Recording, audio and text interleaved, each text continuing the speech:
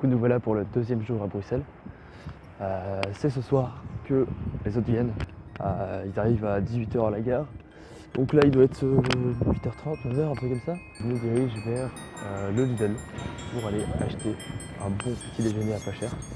Du coup, là, l'objectif, c'est d'aller bouffer au Lidl.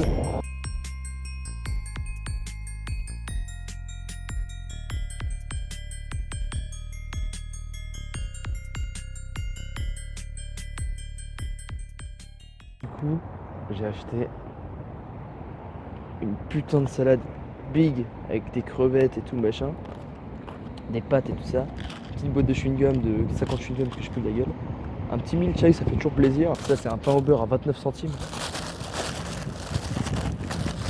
Ça c'est un hot dog à 99 centimes. Et ça c'est une pizza à 99 centimes aussi.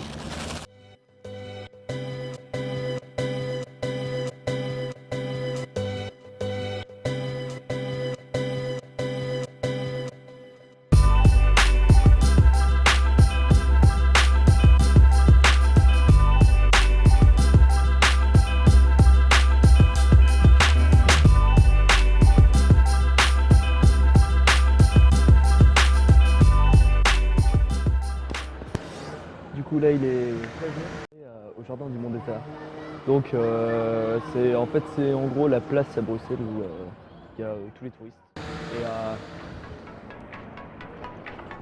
du coup là il reste 4 heures à peu près, 3-4 heures avant que les autres arrivent.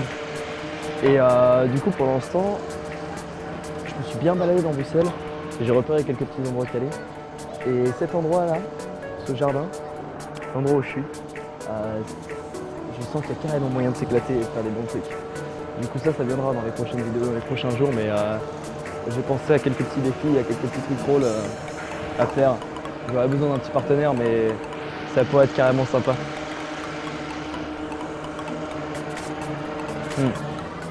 Déjà le fait qu'il y ait plein de touristes, ça fait que il y a de quoi se marrer. Il y a de quoi vraiment se marrer parce que les touristes c'est... Ah là là. C'est hyper drôle parce que du coup quand tu leur parles, là, tu peux être complètement chelou et comme eux sont pas de toute façon habitués à l'environnement là, bah, du coup ils se disent ok c'est chelou mais c'est peut-être normal ici. Et du coup tu peux carrément te marrer et aller beaucoup plus loin qu'avec des gens d'ici.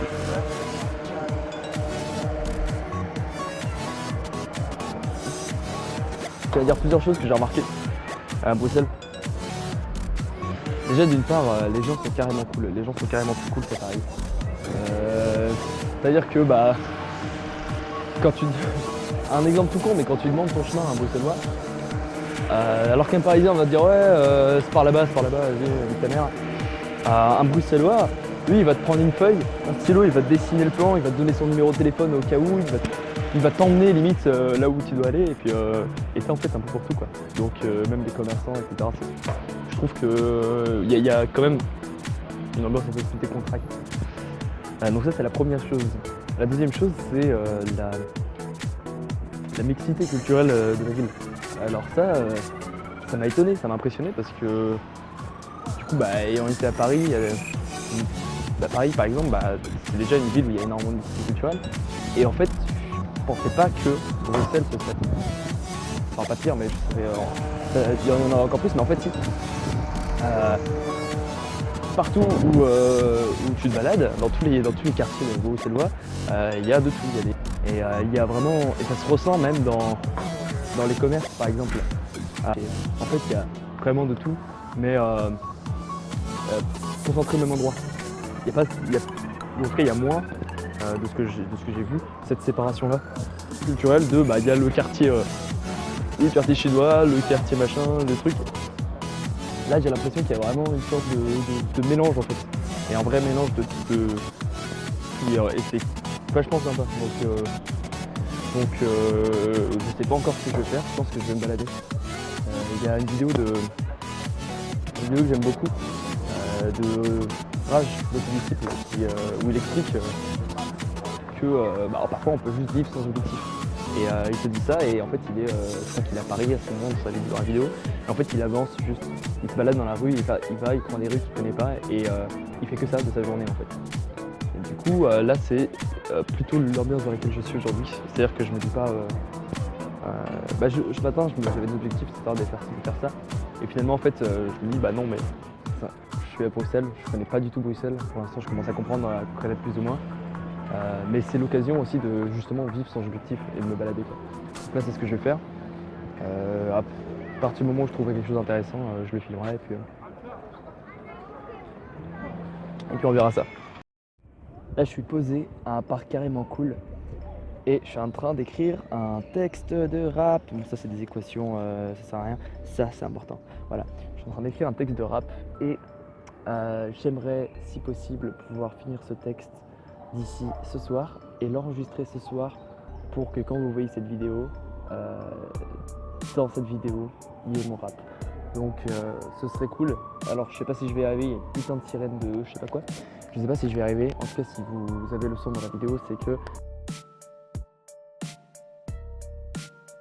Du coup, il est 21h30. On vient d'avoir l'appart.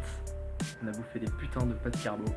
Et là, les autres sont en train de préparer à l'intérieur une liste de ce qu'on va faire, de ce qu'on pourrait faire cette semaine. Ça peut être carrément cool. L'appart est juste gigantesque.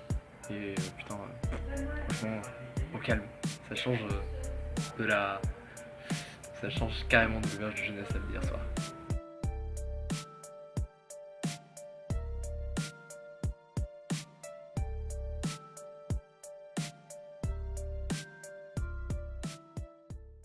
Alors là, ce soir, c'est le premier soir où tout le monde arrive à Bruxelles. On est tous ensemble, on a une putain de ville à disposition. Et du coup, on a trouvé une idée géniale. Ce qu'on fait, c'est qu'on regarde la télé.